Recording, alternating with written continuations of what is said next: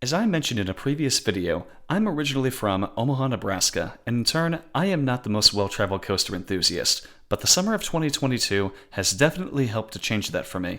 I was able to make my way to 5 parks, 4 of which I had never been to before in Valley Fair, Nickelodeon Universe, Arnold's Park, and Six Flags Great America. In the end, I was able to get a total of 28 new coaster credits, including my 50th. This brought my total coaster count up to 61, and I hope to grow on this.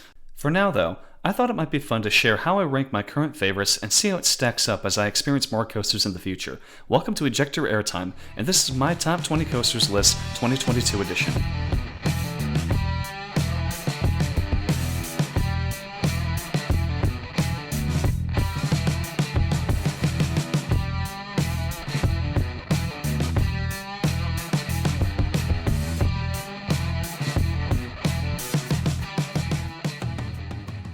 Before we get started, make sure you like this video as that will really help against the YouTube algorithm, and don't forget to subscribe to the channel for more content.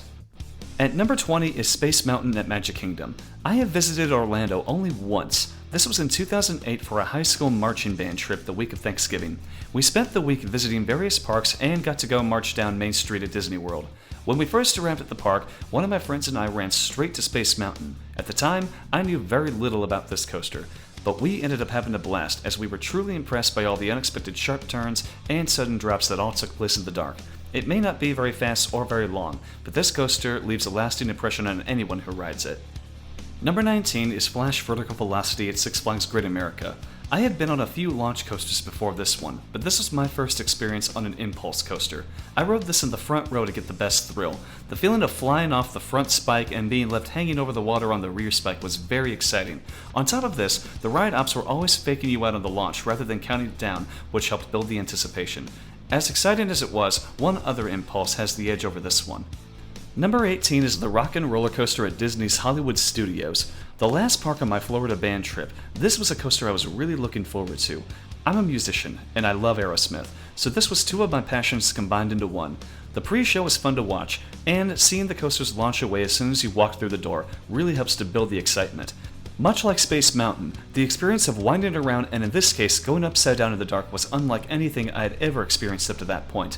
Unfortunately, due to the fact that Animal Kingdom was not in our trip itinerary, I wasn't able to ride Expedition Everest, which would likely be on this list had I gotten to ride it.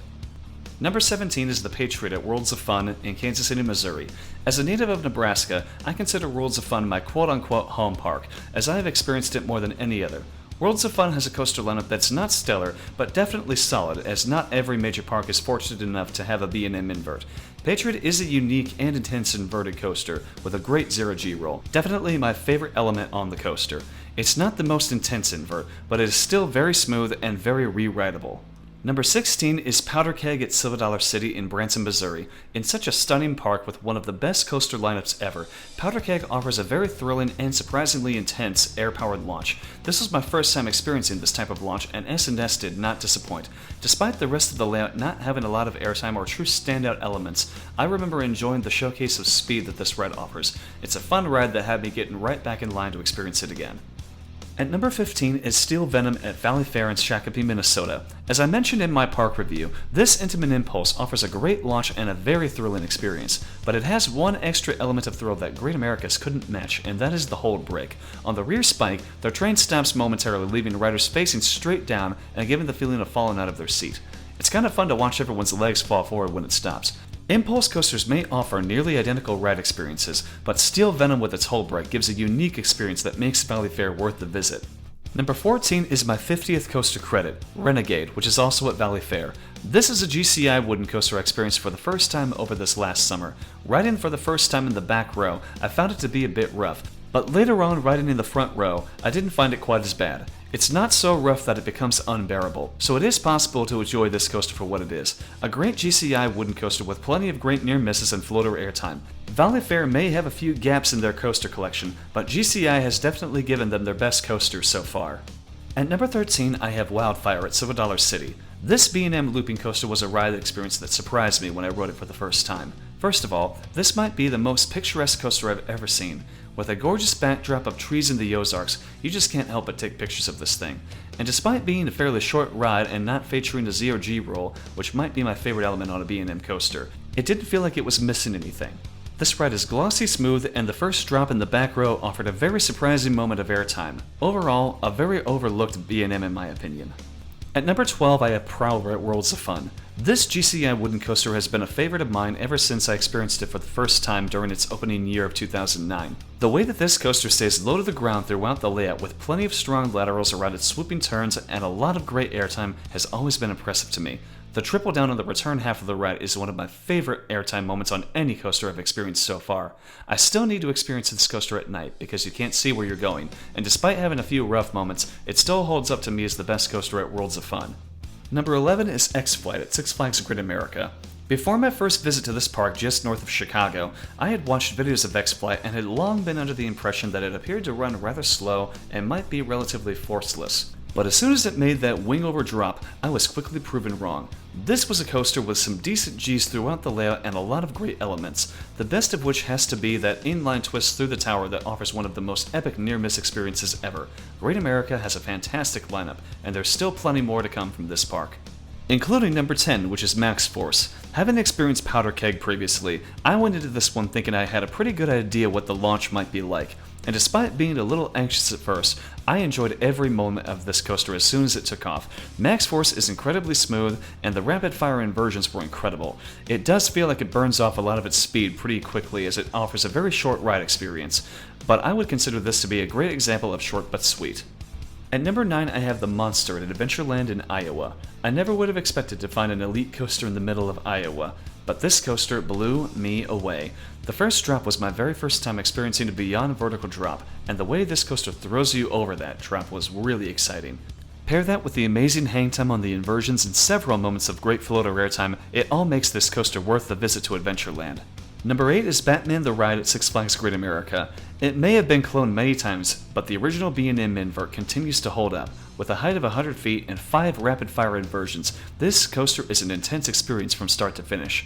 I love the way it whips you through the zero-G roll and the corkscrews. The Batman clone certainly proved that size isn't always everything. At number 7, I have yet another Great American coaster in Superman Ultimate Flight. My first experience on a flying coaster was another one that left me impressed. Most of it comes from that intense pretzel loop. The force on my chest at the bottom of it was unlike anything I'd ever felt before. I even got a little bit of gray out too. Like any other flying coaster, you just have to experience this with your hands out in front of you, as it is unlike anything else you can possibly experience. Number 6 is Kraken at SeaWorld Orlando. In 2008, SeaWorld Orlando was a completely different park than it is now. Long before Mako and Icebreaker, and even before Manta was finished, Kraken was the star of the park. And on the morning of Thanksgiving Day that year, the park was nearly empty, so getting on Kraken was a walk-on. 16-year-old me had so much fun on this coaster that I kept running back around to rewrite it, and by the time we left the park, I had ridden it 20 times, as I was just having so much fun experiencing all 7 inversions. Maybe a return visit will change my opinion on it, but for now, it still ranks very high on my list. Starting off my top 5 is Incredible Hulk at Universal Studios Islands of Adventure. This ended up being my favorite coaster I experienced on my Orlando trip. I did get to experience the late great Dueling Dragons on that same trip, but Incredible Hulk was a major milestone coaster for me, as this was my first ever looping coaster and my first ever launch coaster. I remember being very nervous about it, and I actually told one of my friends to make sure I get on the coaster, even if it meant he would have to drag me on, because I knew that I would end up having fun. And I did. I had my hands out the entire ride. The launch was exciting, and every inversion was very intense. I really hope I can get back to this park again sometime, as I'd really like to see how the newer additions stack up to this coaster. At number 4, I have Time Traveler at Silver Dollar City. What more can be said about this coaster other than it has everything? A vertical drop right out of the station, 3 inversions, 2 impressive launches, and spinning cars that allow for no ride to be twice the same. Silver Dollar City really went all out with this coaster, and there's currently nothing else like it in America. But I really do hope that more parks look to mock rides to build more of these. Number 3 is Goliath at Six Flags Great America. Yet another coaster from Great America. Just goes to show how well this coaster lineup is. RMC knows how to make some of the most elite coasters in the world, and Goliath is no exception. A great first drop, plenty of ejector airtime, and several great inversions including that Top Gun stall. It's a very smooth coaster, and despite being a really short ride, it's rapid fire all the way through. Always worth getting in line for no matter how long it is. Number 2 is Raging Bull. My favorite coaster at Great America ended up being my very first experience on a B&M Hypercoaster. Right into the very last row from my first ride really set the tone well for my first ever visit to this park, and it all started with that first drop. Following the pre-drop, I was launched off my seat and I stayed off my seat for the entirety of that drop.